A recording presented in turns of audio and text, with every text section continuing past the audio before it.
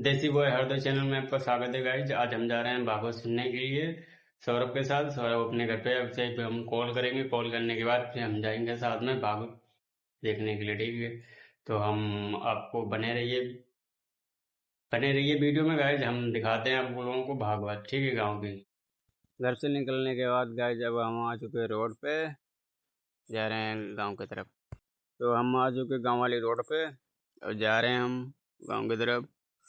दिखाते हैं आप लोगों को भागवत, ठीक है।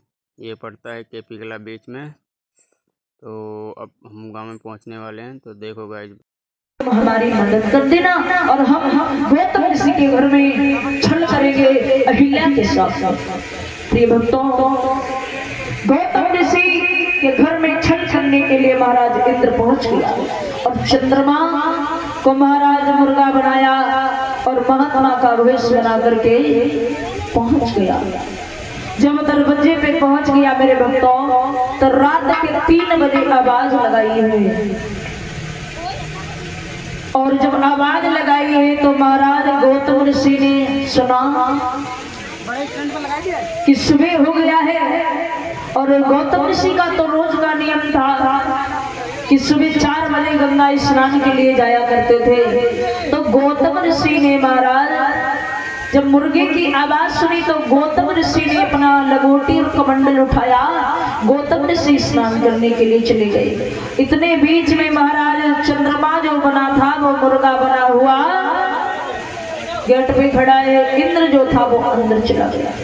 इधर गौतम ऋषि जब स्नान करने के लिए गंगा में पहुंचे तो भक्तों, जब गंगा में कमंडल डुबोया तो डुब की आवाज आई।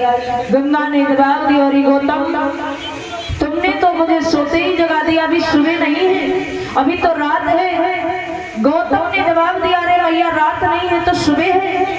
गंगा ने जवाब दिया, अरे गौतम तुम्हारे घर में छल हो रहा है। मेरे भक्तों, गौतम ऋषि वहां से वापस हुए तब तक इधर इंद्र गौतम ऋषि का भेष बना करके अहिल्या के साथ में छल कर चुका था। महाराज जब गौतम ऋषि पहुंचे अंदर प्रवेश करे जब, तो इधर इंद्र जो था वो छल किए वापस आ रहा था। चंद्रमा जो था वो मुर्गा बना हुआ दरवाजे पे था। गौतम ऋषि पहुंचे, देखा तो गौतम ऋषि ने कुछ नहीं कहा, लेकिन पूछा जाकर के अपने बिटिया से, पूछा बेटी यहाँ कोई आया था? तो बिटिया अंजना ने जवाब दिया, पिताजी यहाँ कोई नहीं आया था। अहिल्या से पूछा, अहिल्या कोई आया था? अहिल्या ने साफ मना कर दिया, पिया कोई नहीं आया था आपके सिवा। अब गौतम ऋषि का भेष बना करके इंद्र गया था। लेकिन जब ये बात कही तो महाराज गौतम ऋषि कहने लगे, और अहिल्या तुझे लाज नहीं आई क्योंकि तुझे असली और नकली की पहचान नहीं लगी? तूने जान करके समाजन किया है, और जा हम तुझे श्राप दे रहे हैं, तुम पत्थर की हो जा। और जिस तरह से तुम पत्थर की भांति खड़ी रही, तुझे असली और नकली की पहचान नहीं थी, हम तुझे श्राप देते हैं, तुम पत्थर की हो जा। बिटिया अंजना से कहा, जा तूने अपनी माँ की ओरी बजाई है, तुझे कुंवारे ही पन पे लगने लगेगा। श्राप दे दिया गौतम ऋषि ने। मेरे भक्तों, यहाँ तक और गौतम ऋषि ने इंद्र से कहा है, तुमने हमारे घर में एक भक्त के लिए छल किया है, जाओ तुम्हारे 7,000 भगोद आए। मेरे भक्तों, यहाँ तक गौतम ऋषि ने क्रोध में आकर के श्राप जब दिया तो मेरे भक्तों, इंद्र क्षमा मांगने लगा, पत्ते की भांत हटने लगा। और गौतम ऋषि से जब क्षमा मांगी है तो गौतम ऋषि ने कहा, जाओ सारे भक्त तुम्हारे मिट जाएंगे, लेकिन जो तुमने मेरे मस्तक पर करोच लगाई है वो भक्त तुम्हारा कभी नहीं मिटने वाला। मेरे भक्तों, इधर गुरु विश्वामित्र जी कहते हैं, बेटा ये वही है पत्नी गौतम ऋषि की जो अहिल्या, जो इंद्र के साथ में महाराज कलंकित है, जो इनका उद्धार करो। तो भगवान श्री राम जी से गुरु विश्वामित्र ने जवाब दिया, बेटा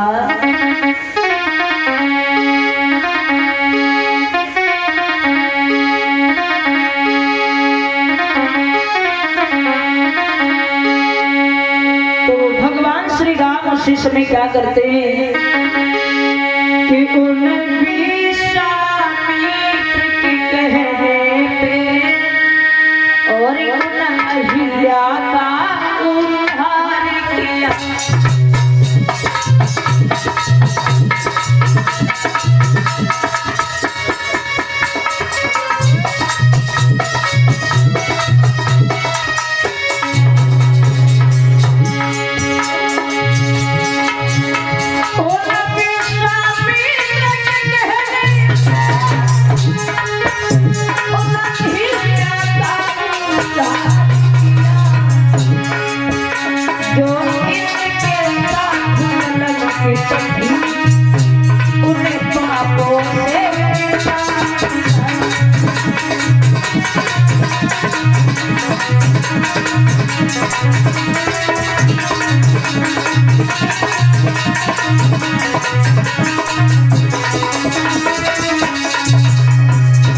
भगवान श्री राम ने जिस समय अहिल्या का उद्धार किया, अहिल्या ने चरणों में नमन किया, पुनः अपने लोक को चली गई। इधर मेरे भक्तों, भगवान श्री राम और लक्ष्मण जिस समय आगे बढ़े हुए चले हैं वहां से, तो इधर जनक के बाग में पहुंचे हैं जाकर के, तो बताया है यहाँ तक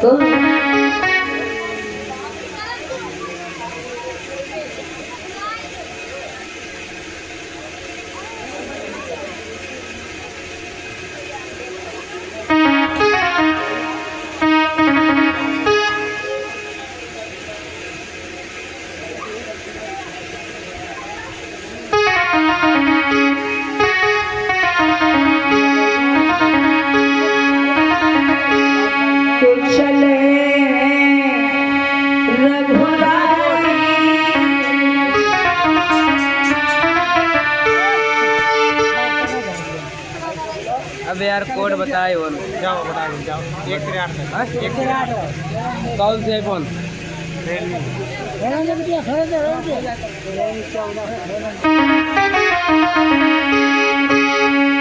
के चले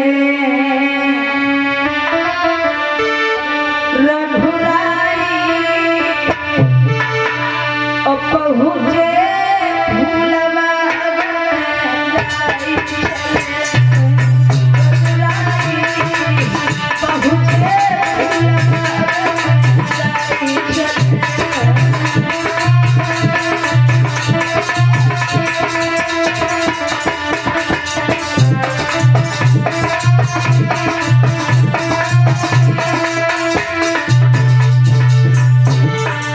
भगवान श्री राम गुरु विश्वामित्र के साथ में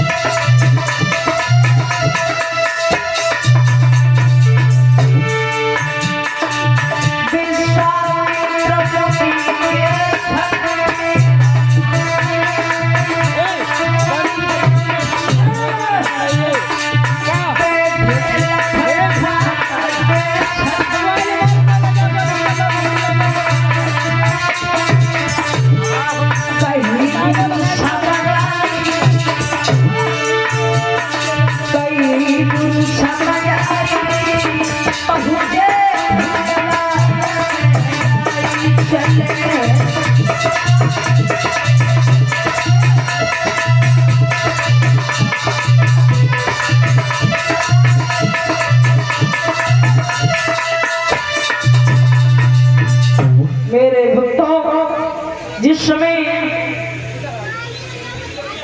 पहुंचे जाकर के जनक के बाग में, तो यहाँ तक जनक महाराज को जब मालूम हुआ कि विश्वामित्र जी आए हैं। तो जनक महाराज साथ में सेना को लेकर के आते हैं और स्वागत सत्कार करने के लिए इनके बाग में रुके हुए हैं महाराज राम लक्ष्मण और गुरु विश्वामित्र जी। जनक महाराज आए, स्वागत सत्कार किया है और उसके बाद में महाराज वही बाग में इन्होंने विश्राम किया है। तो भक्तों श्री सुखदेव जी महाराज कहते हैं राजन परीक्षित, जिस समय इन्होंने वहां पे विश्राम किया है तो भक्तों विश्वामित्र जी ने कहा बेटा राम अब यही अच्छा बगीचा है, यहीं पे विश्राम करते हैं और उसके बाद में सीता जी का कल स्वयंवर है और फिर स्वयंवर भी चलेंगे। मेरे भक्तों यहाँ तक इन्होंने यहाँ पे विश्राम किया। सुबह जब हुआ तो महाराज विश्वामित्र जी ने कहा बेटा थोड़े पुष्प तोड़ करके लाओ, वापसी हमें संध्या वंदन करना है, पूजा करना है। तो राम और लक्ष्मण पुष्प चुनने के लिए बाग में पहुंचे हैं तो लेकिन पुष्प तोड़ करके लाते हैं। गुरु जी ने संध्या वंदन किया और भक्तों इधर राम जी जो थे वो जनकपुरी देखना चाहते थे, लेकिन जनकपुरी तो महाराज राम जी देखना चाहते थे, लेकिन दोष किसका दे दिया? दोष महाराज लक्ष्मण का दे दिया। राम ने अपना दोष नहीं दिया। मेरे भक्तों यहाँ तक राम जी ने कहा कि गुरु जी भैया लक्ष्मण जो है ये जनकपुरी देखना चाहते हैं और तुम्हारी आज्ञा हो जाए तो हम जनकपुरी घूम करके आते हैं और भी लौट करके आएंगे। विश्वामित्र कहने लगे बेटा आज्ञा है चले जाओ। तो राम और लक्ष्मण महाराज जनकपुरी देखने के लिए जब आए हैं, जनकपुरी की गलियों में जब पहुंचे हैं मेरे भक्तों, तो गलियों में जब घूम रहे थे तो जनकपुर की जितनी लड़कियां आती, जितनी महाराज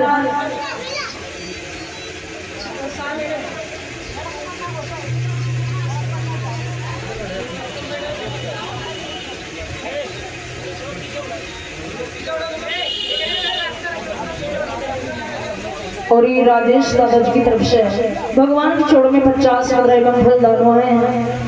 बाकी मेरी अंदर से बंदावत रहे बोले बाबा हमेशा शाश्वत है।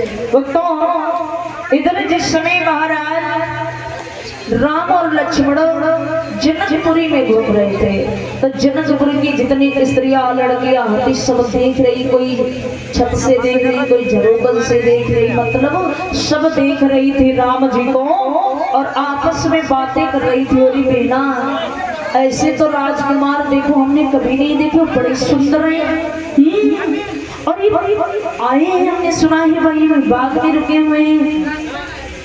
तो मेरे भक्तों ऐसी ऐसी बातें लड़कियां कर रही होती और राम जी को देख रही थी, सोच रही थी बेना बड़े सुंदर हैं। इधर एक सखी जो थी,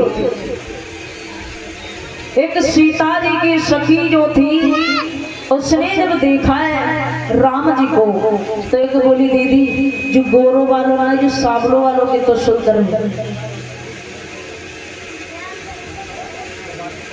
और ये कौशल्य जी की तरफ से भगवान के चरणों में 50 मुद्राएं हैं, आशीर्वाद है। भगवान भूतनाथ भोले बाबा धम के बंदावत रहे सभी भक्तों के।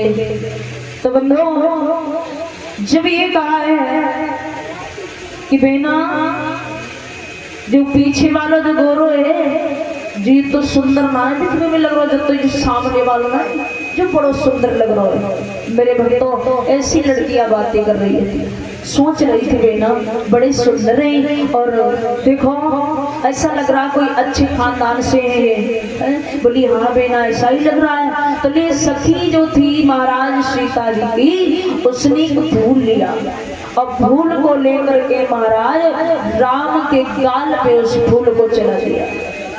जब गाल पे फूल को चलाया है महाराज एक बोले पागल हो गई, अरे हम सब बड़े घराने से ही और इनके गाल पे अरे तूने नकटी फूल क्यों मार दिया हैं? अगर जान जाएंगे राजाओं की बात है तो काट डाली जाओगे, समझे? बोली बेना फूल मारा नहीं है। बोली फिर? बोली एक संकेत किया है कि फूल मैंने मारा नहीं, किया है का संकेत।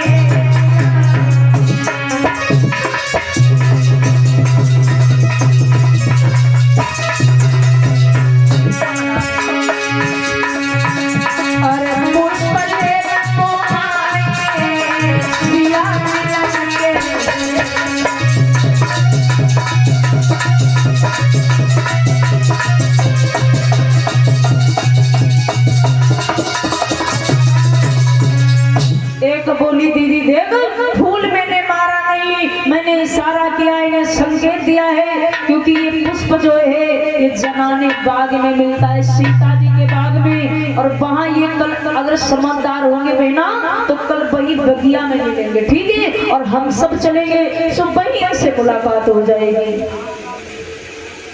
मेरे भक्तों इधर राम और लक्ष्मण कहते हैं भैया अब चलो धीरे धीरे शाम होने आ गई।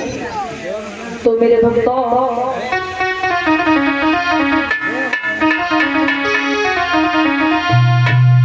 घूमत घूमती राम को ले आई शाम, तो गुरु की भवसी तुरंत ही लौट पड़े श्री राम।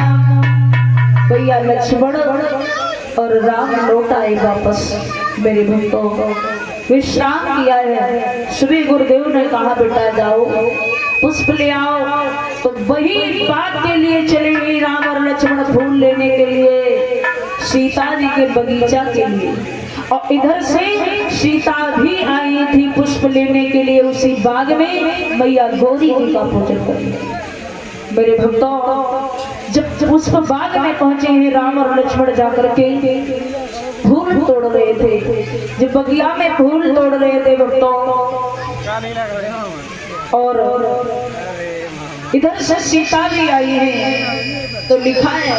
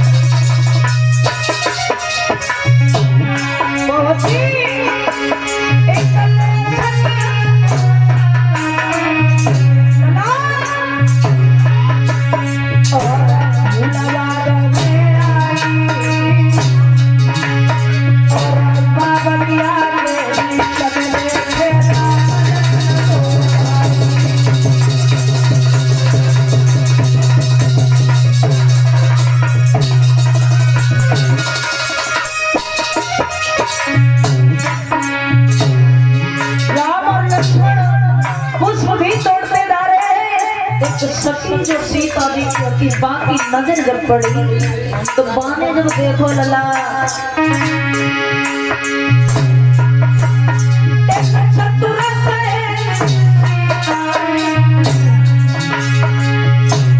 आई गई लला भाग के राम के पास में और रह गई नजर जमाई के देख रही है।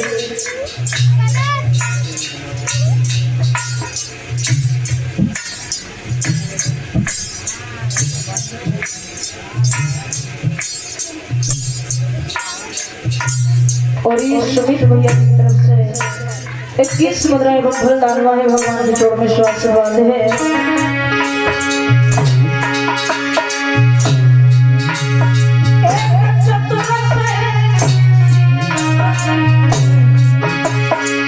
कोई बात राम के आई और रूप में तो भैया न बोल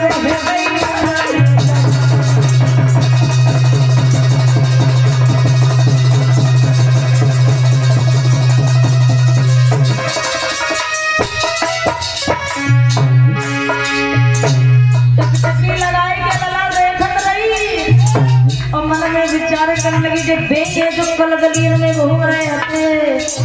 हाँ सीता जी को बताओगे कोई चतुर से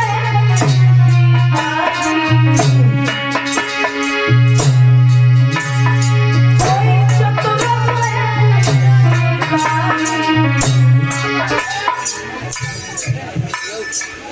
से बसा ले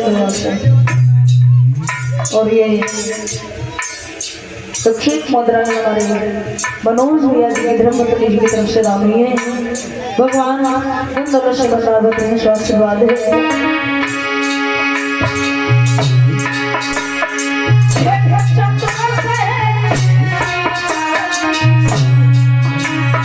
कोई बारी दौड़े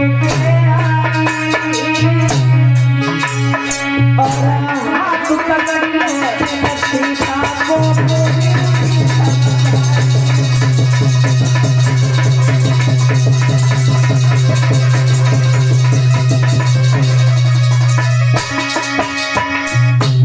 भाई सखी जो चंद्र प्रधान नाम की सखी अति लला सोई पहुंच गई। देखत रही टकटकी लगा के बोली जे बेल गई सोई लौट के सीता जी के पास में आई और सीता जी को हाथ पकड़ो मेरे भक्तों। और सीता जी से समझाई के बोली बेना वैसे बाधा के तो बड़े पक्की निकलने लग रहा है? जो कल गलियों में घूम रहे थे ना वो यहाँ पे है। बोले कहाँ? बोले यही बगीचे में। बोले हाँ। बोले हाँ। और ये लवकुश भैया जी की तरफ से 50 मुद्राएं भगवान के चरण में आई है। आशीर्वाद है भक्तों। वो सखी सीता जी के पास में जब पहुंची सीता जी से कहा है बेटा वही राजकुमार यहाँ बगीचे में बैठे हैं। सीता जी को लेकर के पहुंची। सीता जी बोली चलो दिखाओ हमें कहाँ पे मेरे भक्तों। बोली बहना बड़े सुंदर लग रहे थे देखने में। बोली हाँ। बोली यार सुनी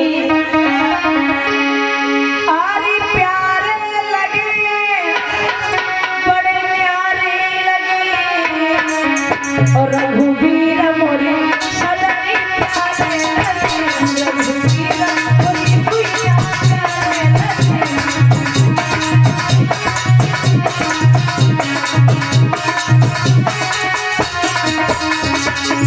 प्यारे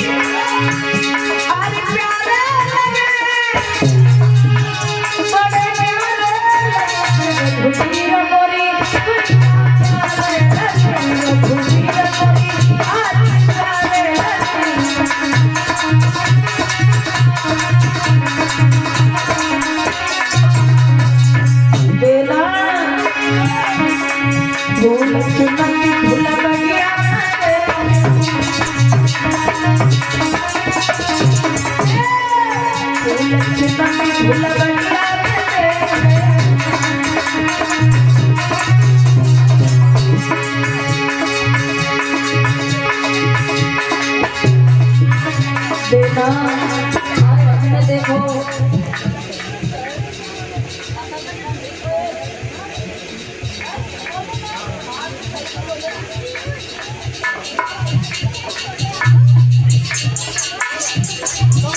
और ये मनोज भैया जी की तरफ से शुभ मुद्राएं डाली है। भगवान धन के भंडार में आशीर्वाद है। भक्तों सखिया देखत नहीं बोली दीदी हम तो देख के आए भूल तोड़ रहे थे बगिया में।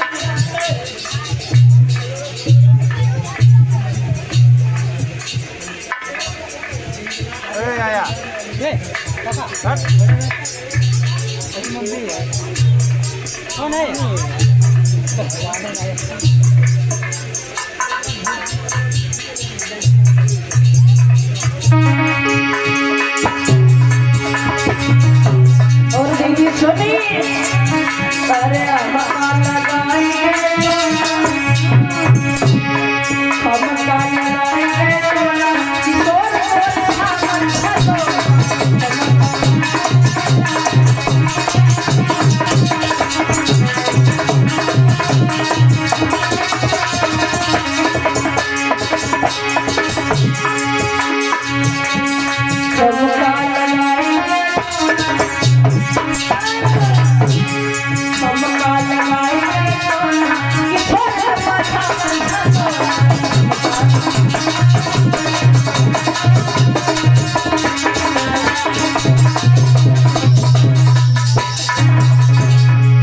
बेरा फूल चुनती फूला बगिया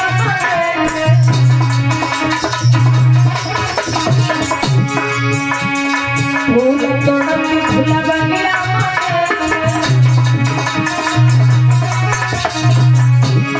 हाथ में लिए हाथ में लिए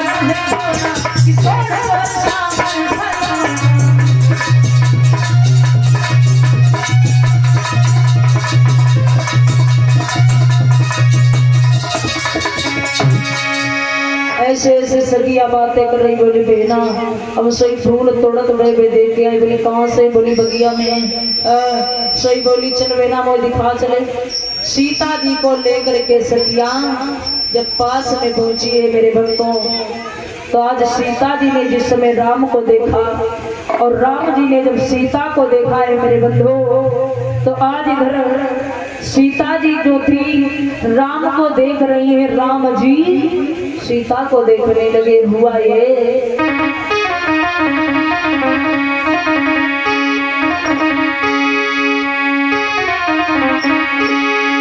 कि राम को देख गई के जनक नंदिनी और बाद में ही खड़ी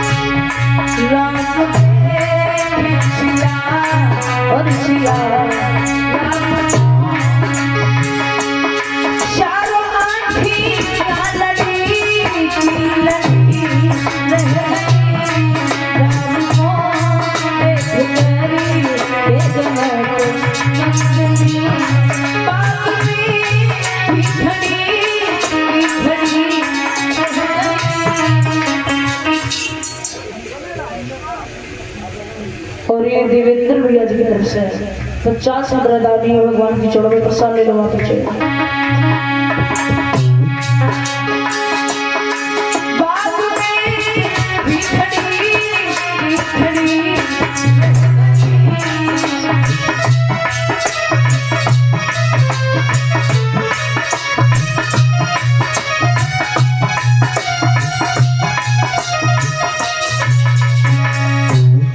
मेरे भक्तों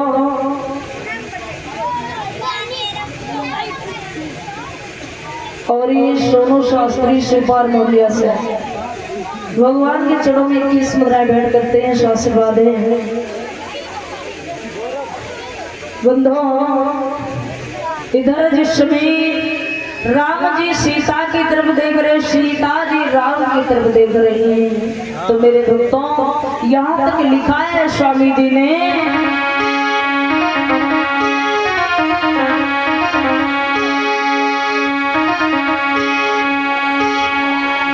कि राम चकोर सिया चकोरी। राम देख रहे थे सीता जी को, सीता जी राम जी की तरफ देख रही है।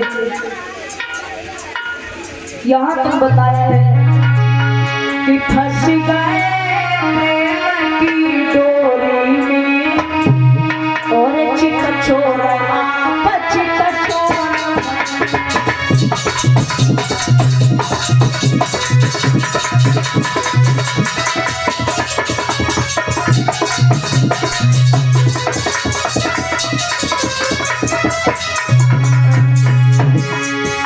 फंस गए प्रेम की डोरी में, चित छोड़ा चित छोड़ा।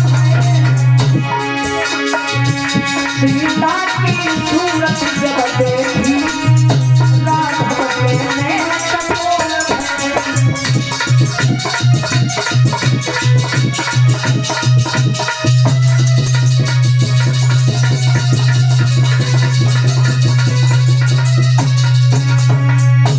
मेरे भक्तों,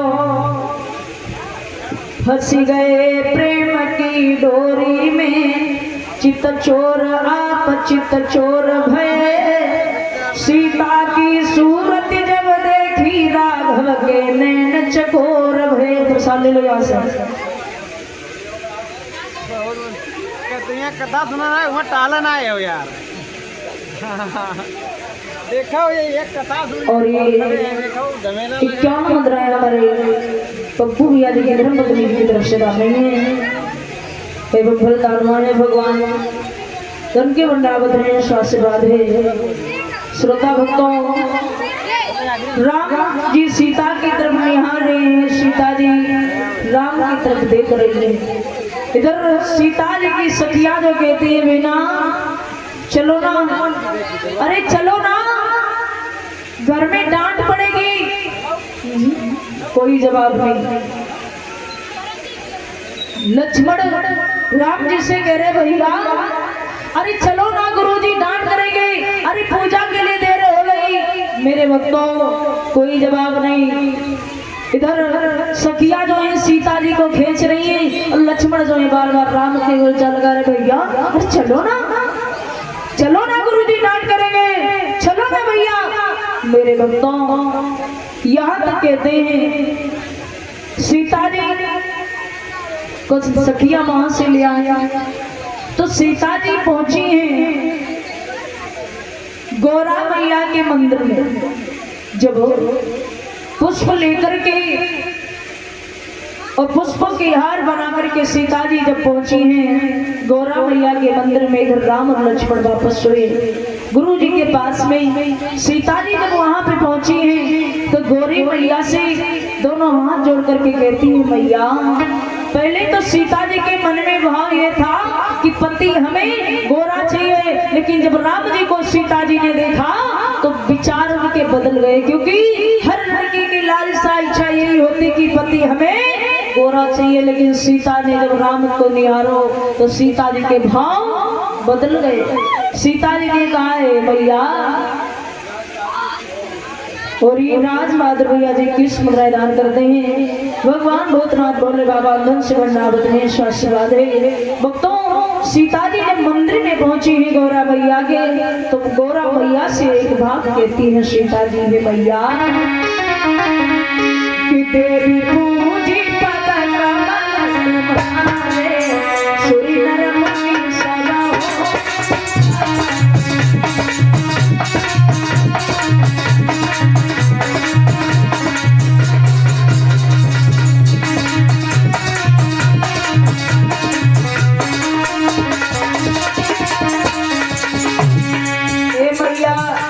तुम सबके मन की जानो, तन की जानो, सबके विचारों को जानती हो मैया।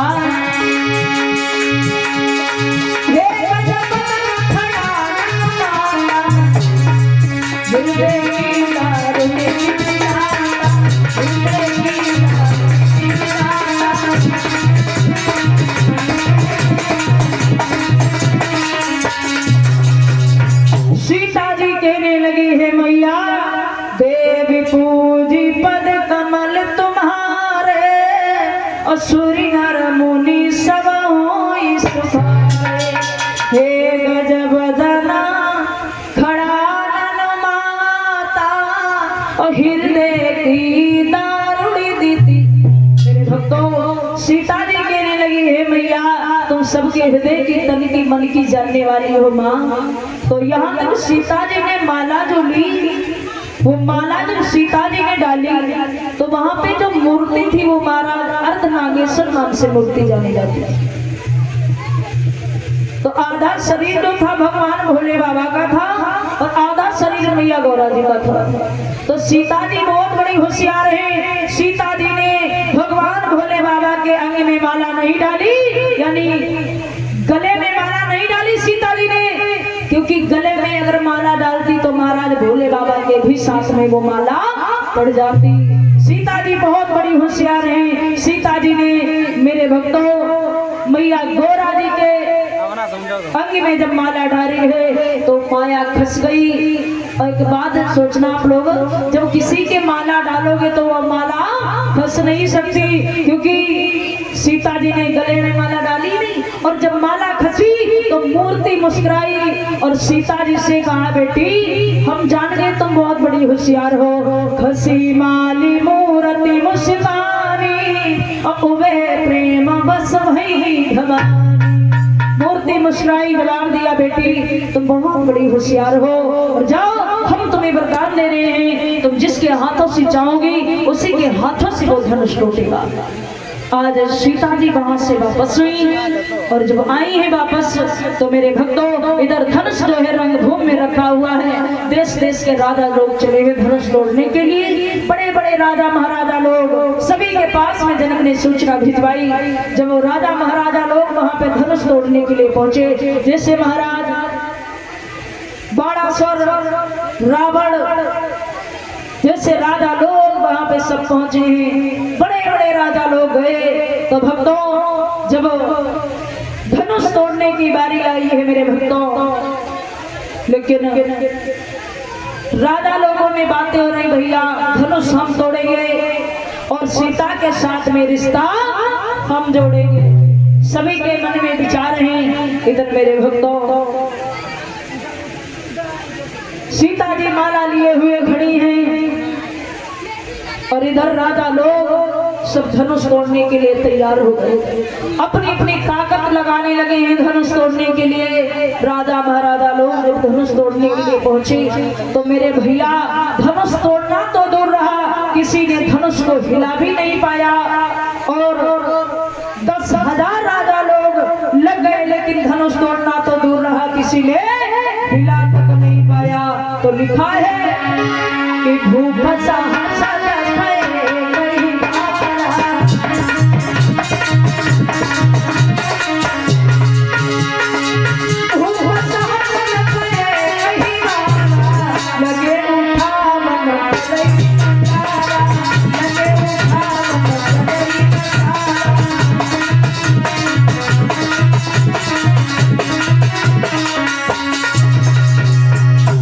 भूप सहस दस एक ही बारा और लगे उठावन करई नटारा।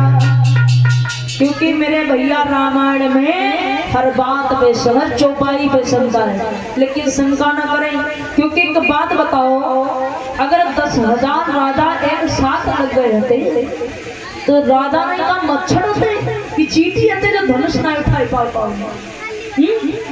विचार करो, क्योंकि यहाँ तक स्वामी जी ने लिखा है कि भूप सहस दस एक ही बारा, यानी 10,000 राजा लोग एक एक बार अपनी अपनी ताकत लगा चुके थे।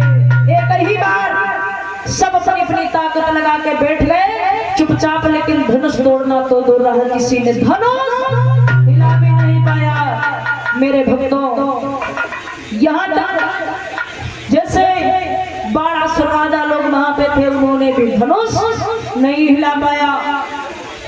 अब मेरे भक्तों रावण जैसे विद्वान बलशाली धनुष की तरफ पड़े धनुष तोड़ने के लिए। तो मेरे भैया जब रावण चला तो लोगों ने मजाक बनाया, भैया देखो इतने बड़े बड़े राजा सब झूम गए, ये चले धनुष उठा। जब रावण की मजाक होने लगी रावण ने भी, लेकिन कारण था, रावण जब धनुष के पास में पहुंचा तो रावण ने धनुष के ऊपर कुछ अक्षर लिखे हुए देखे। उस धनुष पे लिखा था साफ साफ शब्दों में कि तोड़ी है धनुष पिता मर जाई और दंडक बन बहु विचरहि दाई। यानी जो धनुष तोड़ेगा उसके पिता की मृत्यु हो जाएगी, नारी के समेत वन वन में भ्रमण करेगा। रावण ने जब इन अंशुओं को देखा, क्योंकि रावण बिना शंका बिना संकोच के वहां पे गया था। रावण पहुंचो बिना शंका और देखे धनुआ पर कछुअंका। रावण ने जब उन अक्षरों को पढ़ा तो रावण ने सोचा, रे मेरे पास सोने की लंका है और हम जैसा विद्वानी, क्योंकि रावण जैसा आज तक कोई सर्वश्रेष्ठ विद्वान नहीं हुआ। रावण को तो महाराज ब्रह्मचर्य का ज्ञान था। रावण जब पहुंचा वहां पे तो रावण ने उन अक्षरों को पढ़ने के बाद में धनुष नहीं तोड़ा, क्योंकि रावण सोचने लगा, अरे हम क्यों खामखा आफत अपने सर के ऊपर लेंगे, अरे हमारे पास क्या नहीं है, हम नहीं इस धनुष को तोड़ेंगे। रावण वहां से जब जाने लगा तो लोग मजाक करने, भैया धनुष टूट गया, धनुष टूट गया, अरे बड़े ताकत के साथ आए थे, अरे धनुष तोड़ा होता सीता को विवाह करके ले जाते हैं, हो गया सीता के साथ में विवाह। रावण गरज करके खड़ा, इसका मतलब मैंने धनुष तोड़ा नहीं तो क्या टूटा नहीं। और रही सीता की बात तो सुनो, सीता की अगर बात कर रहे हो तो मैंने धनुष तो जरूर नहीं तोड़ा है, लेकिन भरी समाज में मैं प्रण करता हूँ, अगर सीता की बात है तो सीता को एक न एक दिन में लंका जरूर ले जाऊंगा। रावण ने चलते समय बात कही, सुन लो दरबारियों, कि मैं 10 कंधरी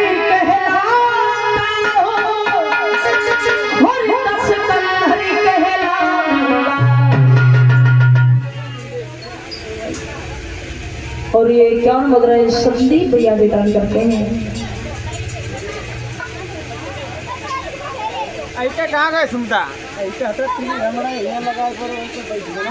और 51 मुद्राएं कुसमेश भैया की तरफ से दान हुई है।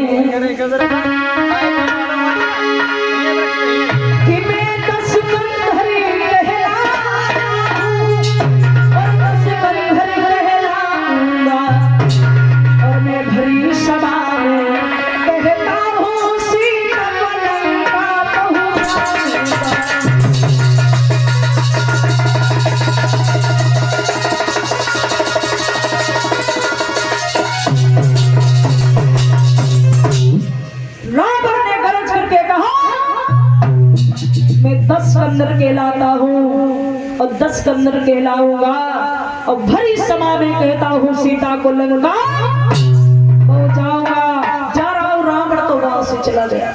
इधर मेरे भक्तों, जब कोई ने धनुष नहीं तोड़ पाया, जनक ने जब देखा तो जनक खड़े हो गए। जनक ने तो बात सोची,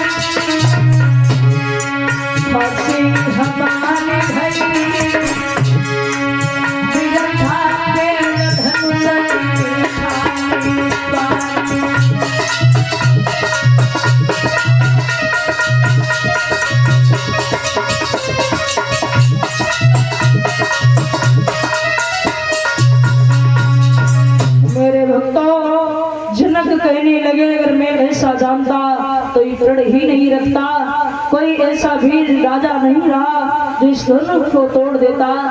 मेरे भक्तों, जनक जब खड़े होकर के कहने लगे मुझे मालूम है कोई पृथ्वी पर वीर नहीं रहा जो धनुष को तोड़ता, और मुझे मालूम है, जनक कहने लगे मुझे मालूम है उन पुरखों की संतान में वो बल नहीं रहा जो इस धनुष को उठाता तोड़ता।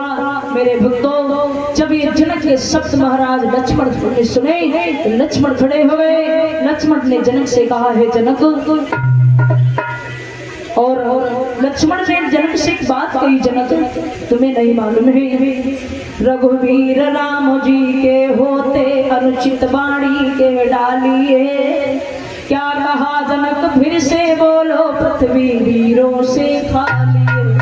अरे तुम तो ऐसे शब्द बोले हो, अरे अभी हमें हमारे भैया हैं राम और मेरे भक्तों, जब ये राम बैठे गुरु विश्वामित्र के पास में, लक्ष्मण जब ऐसे शब्द कहने लगे तो मेरे भक्तों विश्वामित्र जी लक्ष्मण से कहने लगे हे लक्ष्मण, विश्वामित्र कहने लगे बैठी लखड़ खामोश, काम तुम्हारा है नहीं तुम विरथ बढ़ाते जोश।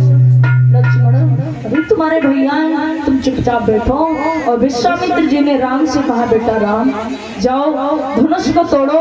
तो मेरे भक्तों, इधर से राम जी जब चले हैं तो मैया सुनैना कहती है जनक से, हे राजा, पिया से कहते हैं अपने कि बहुत हंसी हो चुकी, अब ना हंसी करवाओ। अरे जरा जरा से बच्चों से कहीं धनुष टूट जाएगा, बड़े बड़े राजा सब झूम गए, किसी ने धनुष नहीं तोड़ पाया, इनकी क्या मजाले है, अब क्यों हंसी करवा रहे हो। मेरे भक्तों, इधर से राम जी चले, उधर से सीता जी चली है जयमाला लेकर के। भगवान श्री राम धनुष के पास में पहुंचे और इस प्रकार से राम जी ने धनुष उठाया, धनुष तोड़ करके राम जी ने दो खट करके जमीन पे डाल दिए। और इधर से सीता जी जयमाला लेकर के पहुंची है। राम जी के जयमाला डालने के लिए सीता जी उछक उछक करके रे जाती है, लेकिन जयमाला नहीं पड़ पा रही है। तो सखियां जो थी वो राम जी से कहती है राम जी कि झुकी गई लला रघुवीर और लली मेरी बारी,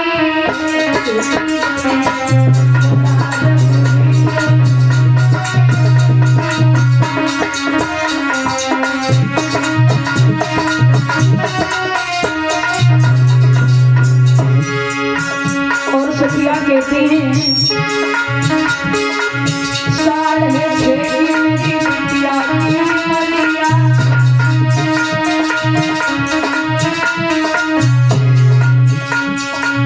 साढ़े छह की मेरी सिया मलिया,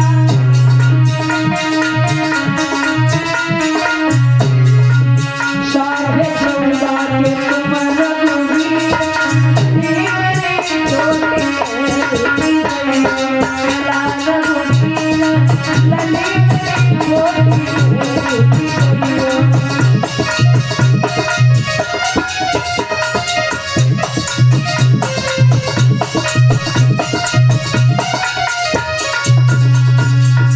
मेरे भक्तों, सीता जी की जो सखियां हैं राम जी से कहती है राम जी झुक जाओ, मेरी सीता छोटी है आपके गले तक नहीं पहुंच पा रही।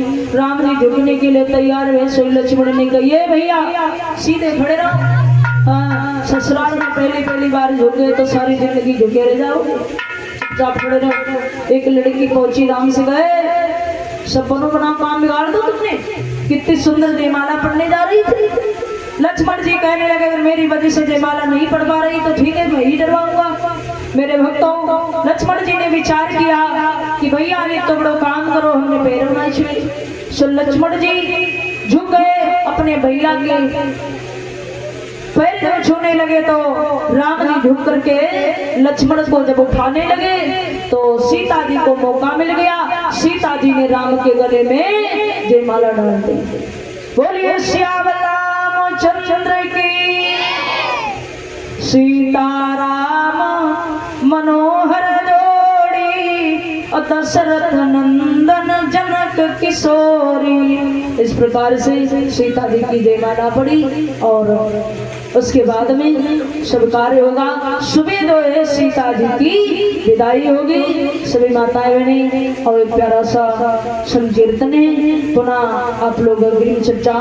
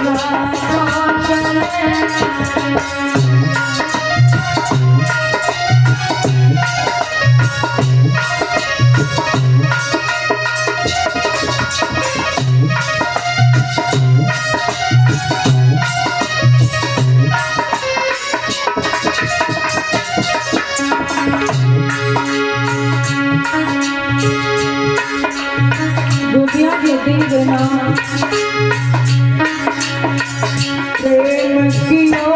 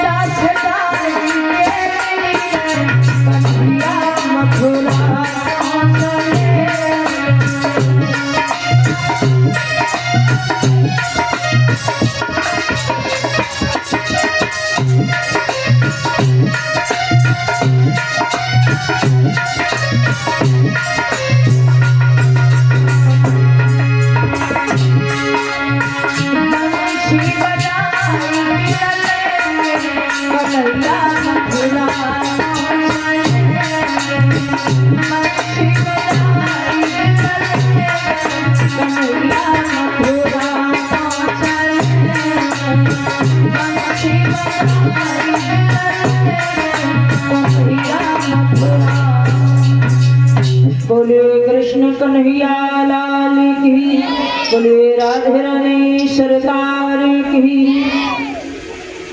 कहाँ बैठे हो?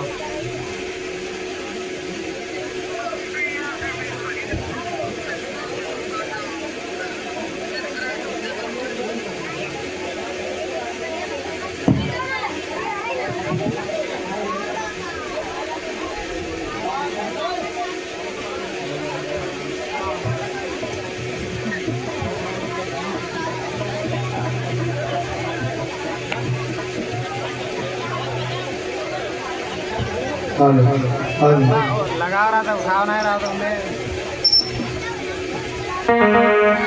Hello hello hello hello hello hello hello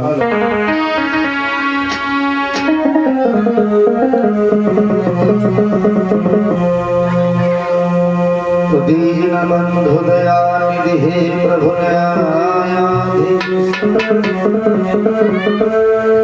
आज सभा के बीच में प्रभु झुका रहा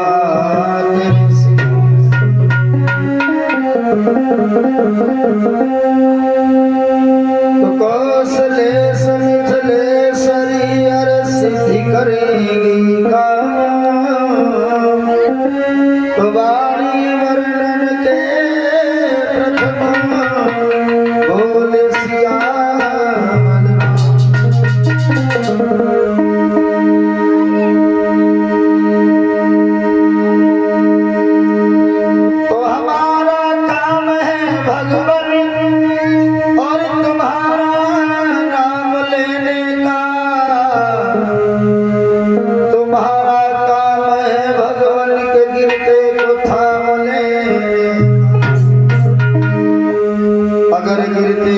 भगवान यहाँ थामा न तो होता भूल कर भक्त हे भगवान तुम्हारा नाम ना लेता दाता तेरे हाथ बड़े हैं हम सब खड़े हैं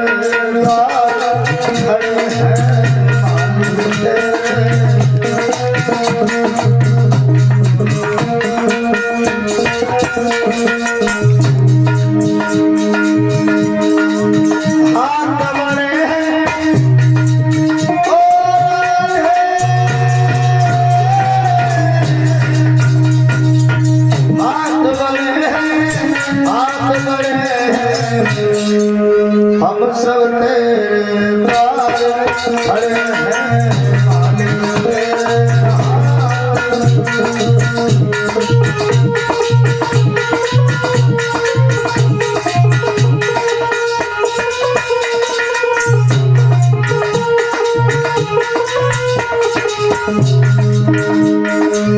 भक्ति तेरे मुरली तो प्रभु सुनता है देता है सुख वो मुरली हरता है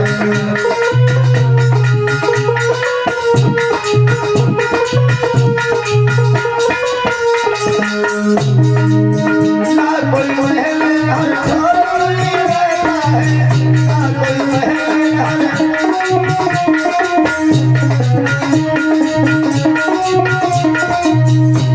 हर चीज लेके बनते सब कोई मन को भरता है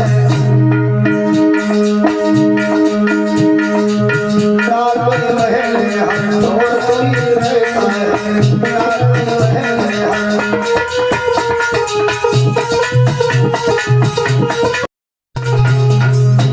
हाथ बढ़ाकर सब लोग तालियां बजाएंगे और क्या बोलेंगे कहेंगे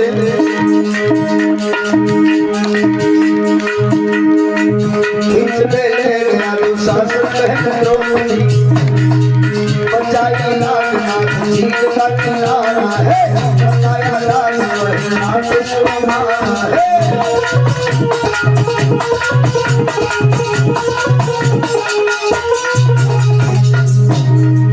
बचाया ना सर राम शोभा है बचाया ना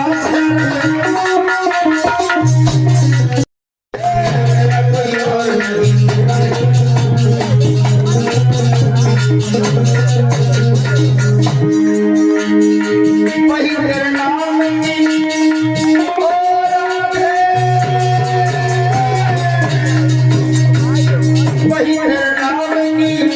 बंदरे हम सब तेरे द्वार खड़े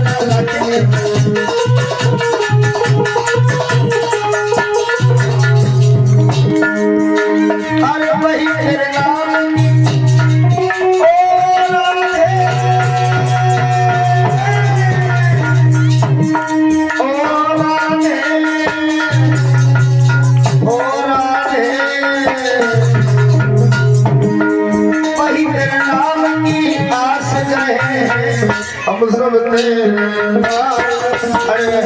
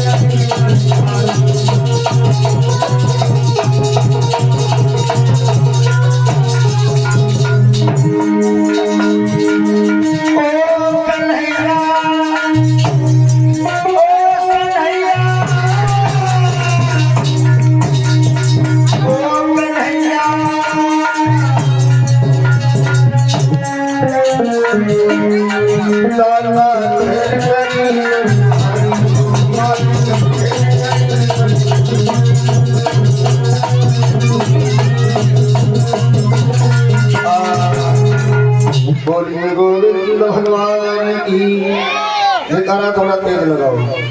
बोलिए हनुमंत लाल की, बोलिए गुरुदेव भगवान की। और ये राम स्वरूप दादा क्या मन निदान करते भगवान कल्याण करे। थोड़ा सामने में थोड़े हेलो सॉन्ग जसरा जी श्री श्याम हेलो प्रिय बंधुओं और ये प्रभास भैया 50 रुपए दान करते भगवान कल्याण के शुभ आशीर्वाद है। प्रिय बंधुओं आज इस कथा का चतुर्थ दिवस है और द्वितीय वेला का शुभारंभ अभी किस प्रकार से सीता जी का स्वयंवर आप लोग सुन रहे थे भगवान की कथा। अरे ज्यादा ना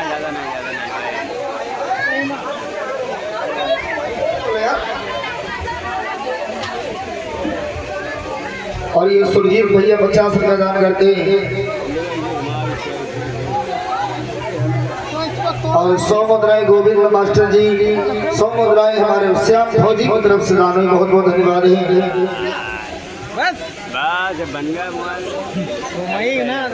आरब की तरफ से 20 रुपया दान है, बाकी बिहारी कमा दृष्टि के शुभ आशीर्वाद है।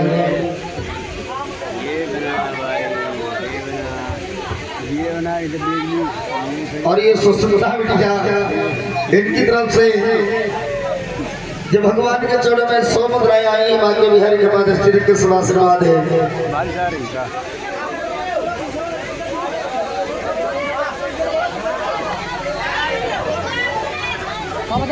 आगे बढ़िए थोड़ा दौड़ो।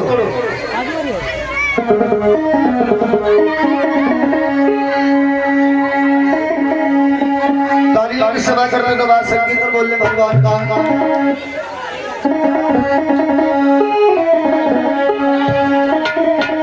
कहना क्या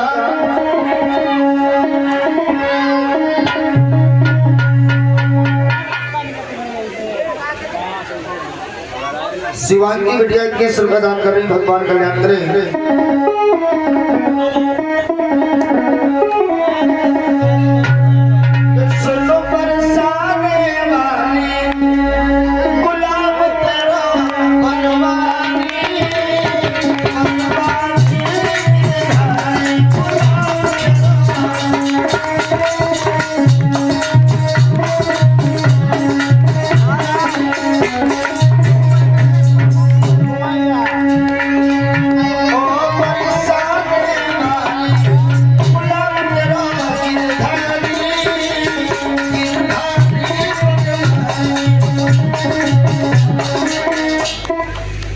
खाली बस होना चल लो, बोल लो, तालीम नहीं बज रही, कुछ नहीं है।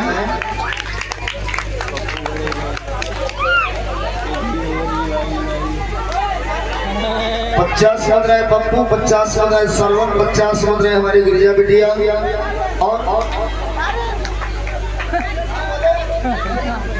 और ये दुर्गेश गिरिजा बिटिया के मामा दी, इनकी तरफ से दानों ही ज्यादा हो, दे जा यार हमका और ले आ।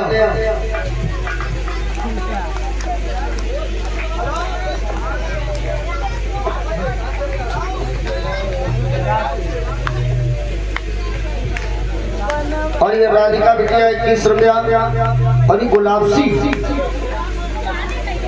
नाम तो समझ में आया यार हमारी, ये गुलाबसी बिटिया ये तरफ से 21 रुपया जाने के बाद बिहार की हमारे डिस्ट्रिक्ट के सुभाष है।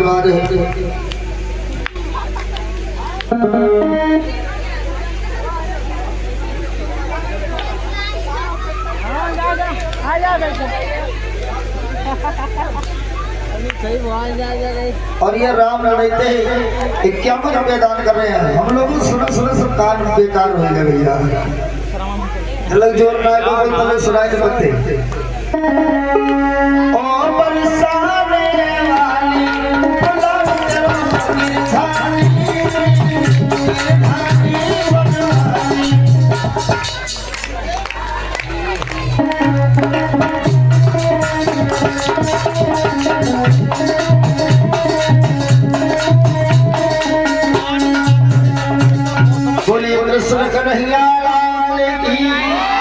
बंधुओं, मथुरा नगरी के बीच में एक राजा हुए जिनका नाम है उग्रसेन।